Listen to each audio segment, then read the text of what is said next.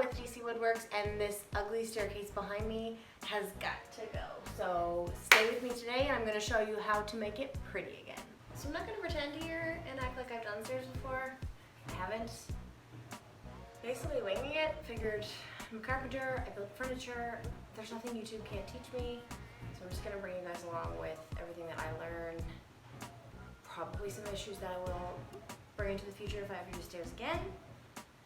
And maybe some what not to do, so we'll see.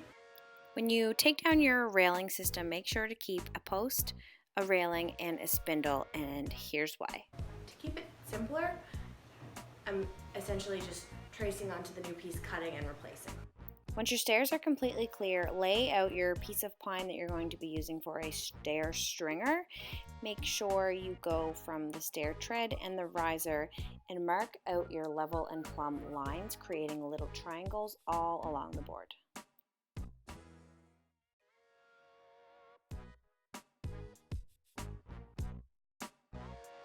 Now take your pine outside and use your circular saw to cut out the triangles.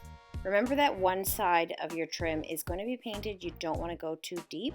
So I borrowed a Sawzall from my neighbor, and then I was able to not jeopardize the face of the framing, but still have the cut be completely smooth. So after some research, I've realized that the triangle I'm talking about is actually called a bird's mouth. So cut all your bird's mouth out and cross your fingers. So once you have cut out all of your X points that you've drawn from being level and plumb, you're going to cut them out and cross your fingers.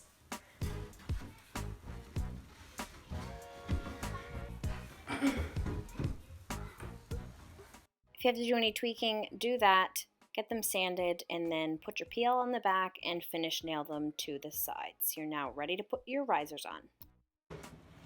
So now we're going to measure our stair risers and our treads. Come here and measure for me. So in order to have our stairs, our risers flush, if you have this little piece on here and you're leaving it, then simply just measure, put it on the white, right here. So we've got a 3/4 inch lip. So we're just gonna put a little piece of board on here. That way our riser reaches the full tread, and then it's easier. This now brings this flush, and that's enough material. The PL will set and the riser will fit right on top of it, and we won't have to worry about this lip anymore. Take your PL again, get the pieces on the back and screw them on. Once the PL sets, they're going to be extremely sturdy and you can nail your risers directly to those boards.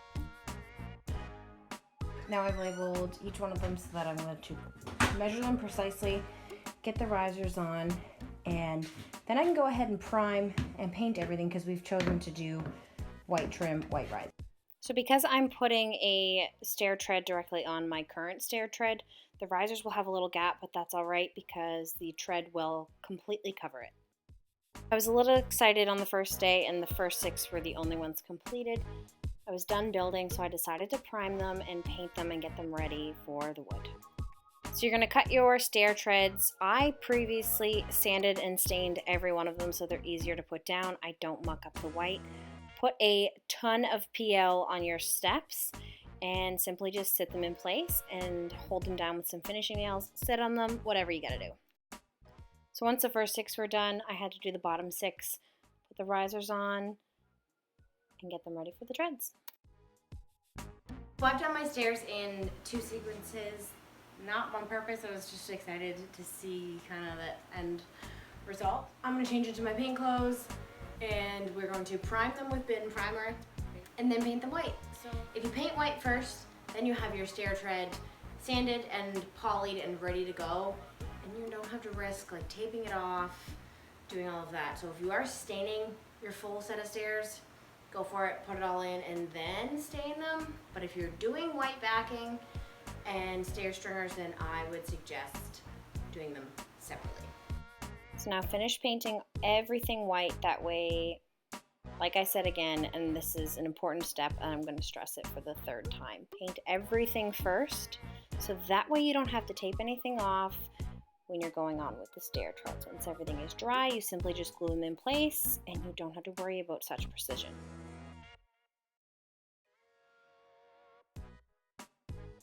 Everybody's railing is going to be slightly different. This is why I said to keep your pieces, to trace them exactly onto your new boards if you are replacing the whole railing.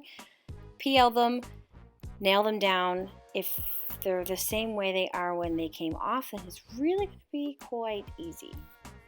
And pre-drilled for my posts, and once I set these in place, I let them completely dry for 24 hours. I let the PL cure.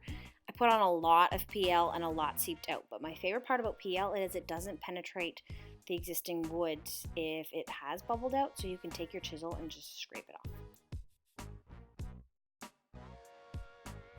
So once your posts and your rail system are there, leave them for 24 hours. I can't stress that enough. So they're not wiggly, they stay exactly in place, and when you go to cut your spindles traced on, it's way easier to put them up. Count how many spindles you have and measure the distance of your old spindles if you're just mimicking your old railing. Usually the easiest way to do it. Then you see this little piece here? I cut it exactly on 45 degrees, which is my entire stair angle. And I cut 12 of them to place in between the spindles to make sure they didn't move as they set with the PL. This part was actually extremely easy, a dab of PL on the top and the bottom because it's extremely strong. It's the 8 times, got a bit of the sand grout inside of it. And I haven't been able to break anything with PL, so these guys are going to be extremely solid. A couple of pin nails, and then leave it before you scrape any excess PL off for about 24 hours, and then you're good to stain. So I really think you should do your research when it comes to doing your stairs. There are many different ways to go about it, many different things people have tried. Some things work for some, others don't. So don't use me as your only reference. Make sure that you go through videos after videos and feel 100% confident that you can tackle it. Maybe only 90% tackle. I was about 60% confident. I feel like I did a fairly good job. So another thing I'd like to chat about is the cost of the stairs. My 12 stairs were $1,100. I know. Just over $1,000 to do a full set of hardwood stairs. So my risers were $7 and my treads were $50. So each stair is $57 plus railing plus paint. There are a couple of other ways to do it as well, though, if you wanted to go slightly even more cost effective. There are veneer stair choices. You won't know the difference. You would not know the difference here. The only difference I would feel about that product is that you would see the difference on the end cap. But if you have a fully enclosed stair, you'll never know. Even then, also each riser of mine was $7, and if you wanted to make your own risers, if you're painting them white, you can fully do this with MDF, cut them on your table saw if you're confident, and probably make each riser around $2 to $3. So if you're really trying to be DIY cost effective, whether you're selling your home or your budget's just not that big, because I get that, then I think you could totally do a full staircase flip. Check their flyers, check their options, and they've really got a good amount for everybody.